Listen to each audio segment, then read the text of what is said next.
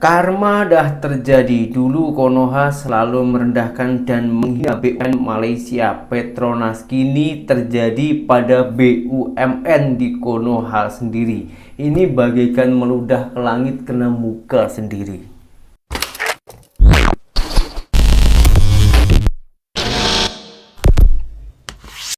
Hai, halo geng. Assalamualaikum warahmatullahi wabarakatuh. Berjumpa kembali dengan saya Zainal Satori. Sebelum video ini saya mulai, gimana kabarnya kalian semua? Semoga semua yang menonton video ini baik-baik saja, dimurahkan rezekinya, selalu berpikiran yang positif dan dijauhkan dari mara bahaya oleh Tuhan Yang Maha Esa. Malaysia hanya tinggal diam, hanya diam. Memang selalu senyap Malaysia nih, geng. Ketika ada netizen-netizen dari negara Konoha itu selalu menghujat, merendahkan, bahkan menghina BUMN Malaysia yaitu Petronas. Kini terjadi di negara orang yang menghujat ataupun yang menghina itu sendiri di negaranya. Ada Pertamina. Kini Pertamina membuat para rakyatnya di Konoha itu semuanya geram. Bahkan dulu yang menghujat ataupun yang selalu merendahkan BUMN Malaysia senyap. Coba korang tengok penjelasan video ini agar korang semua paham dan langsung sadar diri. Kalau korang tak sadar diri, entah mungkin korang tak punya hati. Ini sangat berbeda nih otaknya dengan kelakuan perusahaan sejenis BUMN, badan usaha milik negara Malaysia yang namanya Petronas. Jadi kalau dibanding Pertamina itu ada lawannya guys di Malaysia, Petronas. Ini gua kasih tahu bedanya. Nah teman-teman tahu tingkah laku Pertamina itu sangat berbeda dengan tingkah laku Petronas, negara tetangga kita. Iya. Lu kan hobinya jelek-jelekin Malaysia miskin. Realitanya lu tahu Malaysia punya BUMN juga minyak namanya Petronas. Di tahun 2023 Petronas itu cuannya 267 triliun. Bayangin, Petronas cuannya 267 triliun. Indonesia cuannya cuma 72 triliun. Jadi lu bandingin nih, 267 triliun sama 72 triliun. Petronas 267 triliun, Pertamina 72 triliun. Bedanya seperti bumi dan langit. Katanya Indonesia negeri kaya raya gemari Palo Jenawa, ya penduduknya lebih banyak, harusnya cuan lebih gede. Lu tahu nggak harga Pertamax di Indonesia itu lebih mahal dibanding harga Pertamax RON 98 yang ada di Malaysia. Jadi lu bayangin ya, RON 92 kita nih Pertamax itu udah dijual mahal lah, kan non subsidi. RON 98 Malaysia itu ternyata lebih murah harganya dibanding Pertamax kita. Dan itu baru profit ya. Kita ngomongin dividen ya. Jadi kan perusahaan ini harus setor ke negara. Dividennya di tahun yang sama, di tahun 2023 itu dividennya 143 triliun guys. Dividen Petronas. Udah jual bensin dengan harga lebih murah dibanding bensinnya Pertamina. Dividennya 143 triliun. Lu tahu perusahaan yang lu banggakan itu Pertamina, yang ahlinya apa? Jadi sponsor mobil F1 dan MotoGP, yang produknya juga nggak bisa dibeli sama orang Italia, tapi ada di sana. Dia punya dividen cuman 14 triliun. Jadi negara sekecil Malaysia, Petronas bisa setor 14 triliun ke negara. Jadi negara sekecil Malaysia, Petronas dia bisa setor 143 triliun ke negaranya. Pertamina dengan segudang keahlian ya, katanya isinya ahli-ahli jagoan-jagoan dari ITB, itu cuma bisa nyetor 14 triliun. Luar biasa nih ahli-ahli ITB itu ya. Karena apa? Karena berkat begitu banyaknya orang ahli-ahli kita di ITB yang ada di Pertamina, mereka berhasil mensukseskan Petronas buat beroperasi di 100 negara yang ada di dunia. Jangan heran lu bisa beli produk Petronas lu di Jerman. Gue sering lihat ketika gue pergi ke Madrid, ada loh produk-produk Petronas, pelumasnya Petronas, dan aditifnya Petronas, dan banyak lagi. Ada banyak produk mana. Makanya lu jangan heran ya kalau lu pencet Petronas di Jerman, ada banyak cabangnya, lu bisa lihat. Jadi logis buat Petronas menjadi sponsor mobil F1 karena ternyata produknya hadir di begitu banyak negara, dan ternyata mereka juga hobi menang guys. Jadi lu tahu Lewis Hamilton bersama Mercedes-Benz itulah mobilnya Petronas. Lu lihat mereka udah jadi juara dunia berkali-kali ya. Beda dengan mobil sponsornya Pertamina di F1, hobinya juara satu dari belakang. Ya kalau bisa kalah kenapa tidak? Mungkin itu adalah pola pikir Pertamina. Kita support tim yang pasti kalah. Pokoknya harus yang pasti-pasti aja lah gitu ya.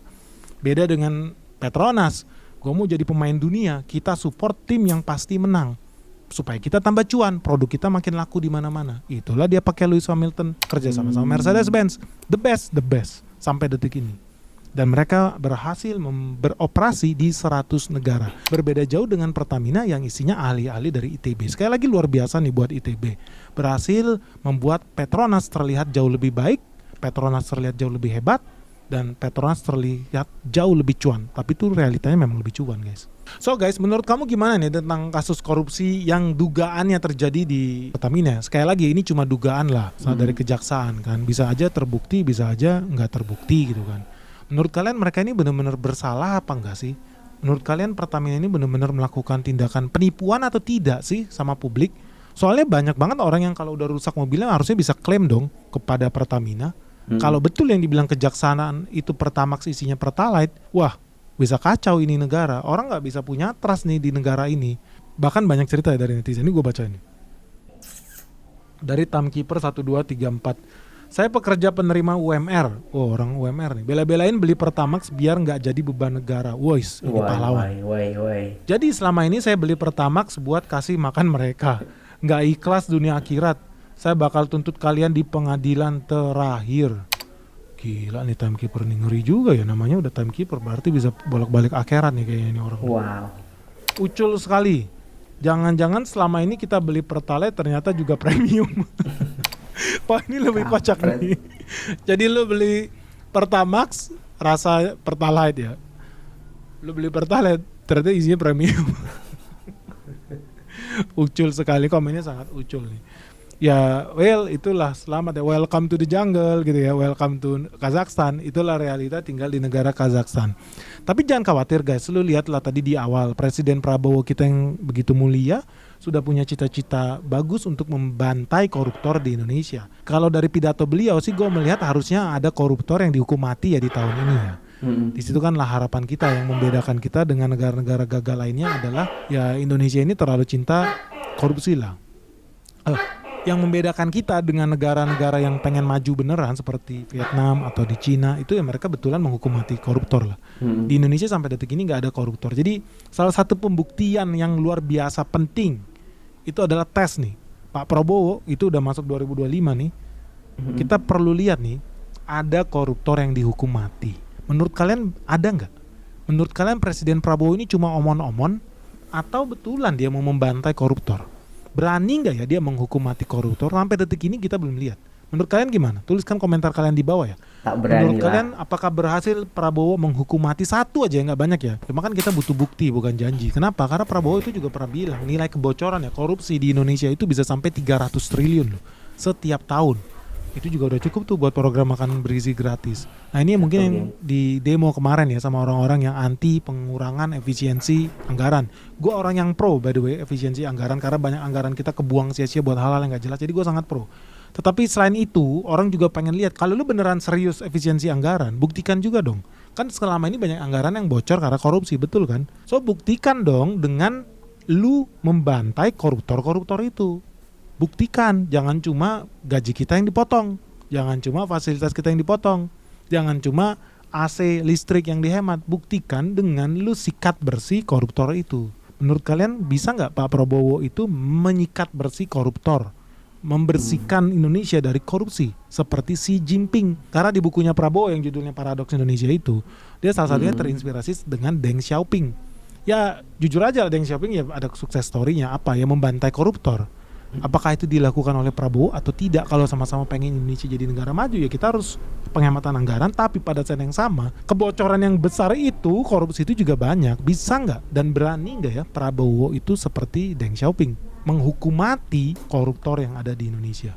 Kita saksikan ya drama ini selanjutnya. Oke guys, semoga video ini bermanfaat ya. Semoga Indonesia bisa tambah lebih baik, Indonesia tambah cerah, terang benderang, dan yang paling penting ya, semoga Pertamina ini nggak usah lah ngebalap Petronas ya, kayak terlalu muluk-muluk ya. Semoga Indonesia bisa menyamai lah Petronas, minimal di tingkat kewarasannya, dengan tidak mensponsori acara-acara yang nggak masuk otak ya. Menurut kalian masuk di akal nggak sih Pertamina jadi sponsor F1 atau MotoGP, atau cuma buang-buang duit negara aja tuh? Malaysia memang ketar-ketir, Petronas menerima 100 negara, Indonesia mendunia, Pertamina mendapat rating Liga Korupsi nomor 2. Aduh, gila. Dengan adanya korupsi Pertamina ini, geng, karena dampaknya ke seluruh rakyat. Ada salah satu rakyat Indonesia yang berteriak tentang hal ini, geng. Atas kejahatan Pertamina, masyarakat wajib minta ganti rugi. Wah, Jaksa Agung telah merilis bahwa keuntungan pribadi mereka dari direktur Pertamina dan para bajingan-bajingan itu sebesar 193 triliun dalam setahun. Sementara mereka melakukannya dalam jangka waktu 5 tahun. Kalau dijumlah, keuntungan mereka pribadi sebesar 965 triliun. Hampir mencapai 1/4 dari anggaran APBN 2025. Tahu nggak kalian? Gaji direktur Pertamina yang bajingan itu, yang memperdaya masyarakat itu, gajinya 1,5 miliar. Apakah gaji sebesar itu belum cukup untuk mengenyangkan perutnya, untuk mengenyangkan perut keluarga-keluarganya itu? Oleh karena itu, masyarakat wajib menuntut. Yang pertama, hilangkan sistem barcode. Yang kedua, turunkan harga Pertamax dan Pertalite dalam dekade tertentu, dalam jangka waktu tertentu, karena kalian telah memperdaya masyarakat, mengobjek masyarakat, merugikan masyarakat. Semoga Pak Prabowo sebagai Panglima tertinggi dan juga Bapak Kapolri dan Bapak Jaksa Agung segera menyelesaikan persoalan masyarakat ini. Hukum seberat-beratnya para bajingan-bajingan Pertamina itu, karena telah merugikan harkat dan martabat masyarakat Indonesia. Semoga video ini bermanfaat. Wallahul muwaffiq ila aqwamit thoriq. Wassalamualaikum warahmatullahi wabarakatuh. Waalaikumsalam. Dulu saya percaya ada orang Indonesia yang mengatakan, apabila kamu memilih pemimpin, pilihlah pemimpin yang sudah kaya raya. Maka angka korupsinya itu sangatlah sedikit, sebab dia sudah mempunyai kekayaan tersendiri. Tapi faktanya apa? Faktanya mana? Bahkan orang yang korupsi ini rata-rata orang yang kaya. Memang dari hatinya itu udah busuk, ya busuk aja. Sampai kapanpun diberi kekayaan sebanyak apapun ya tetap aja korupsi.